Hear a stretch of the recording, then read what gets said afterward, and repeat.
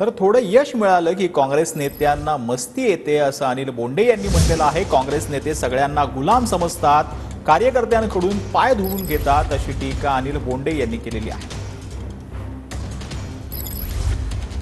म्हणजे खासदार आहेत डॉक्टर अनिल बोंडे सर, काय सांगणार? एक व्हिडिओ व्हायरल झालाय नाना पटोलेंचा, कार्यकर्ता त्यांचे पाय धुतायत, कसं पाहता या व्हिडिओकडे? थोडंसं यश मिळालं की त्यांच्या डोक्यामध्ये मस्ती घुसते आणि सगळ्यांना ते गुलामच समजतात।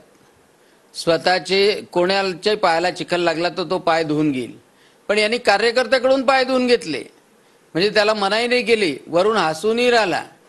आणि या लोकांची मानसिकताच अशी आहे की काँग्रेस प्रदेशाध्यक्ष असला तर तो वरच्याची चमचेगिरी करते आणि त्याची चमचेगिरी खालच्या कार्यकर्त्यांनी केली पाहिजे, जनतेने केली पाहिजे असं त्याला वाटते।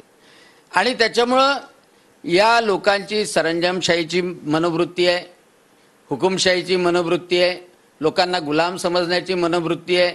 याच्यासाठी भारतीय जनता पक्ष निषेध तर करतोच आहे आणि नाना पटोलेवर ठिकठिकाणी चिखल लगाव आंदोलन सुद्धा निश्चितपणे भारतीय जनता पक्षातर्फे कार्यकर्ते करण्याच्या मानसिकतेत आहे। ज्या पद्धतीनं आता भाजपच्या काही आमदारांनी म्हटलेलं आहे की अजित पवार युतीमध्ये नको, त्यावर बच्चू कडूंनी प्रतिक्रिया दिलेली आहे। एकनाथ शिंदे यांना शह देण्यासाठी जे आहे ते महायुतीत अजित पवारांना घेतलंय, परंतु तो डाव त्यांच्यावर भाजपवर उलटला असं म्हणतात। बच्चू कडू सुद्धा महायुतीतच होते आहेत आणि त्यांनी सुद्धा काय केलं हे सगळ्यांना माहीत आहे आणि त्याच्यामुळं बच्चू कडूंनी आपलं स्वतःचं पाहावं। मला असं वाटतं की दुसऱ्याला काही ॲडवाइस करू नये। कॅमेरामन विकी चव्हाणसह मी स्वप्नील उमाप, TV9 मराठी, अमरावती।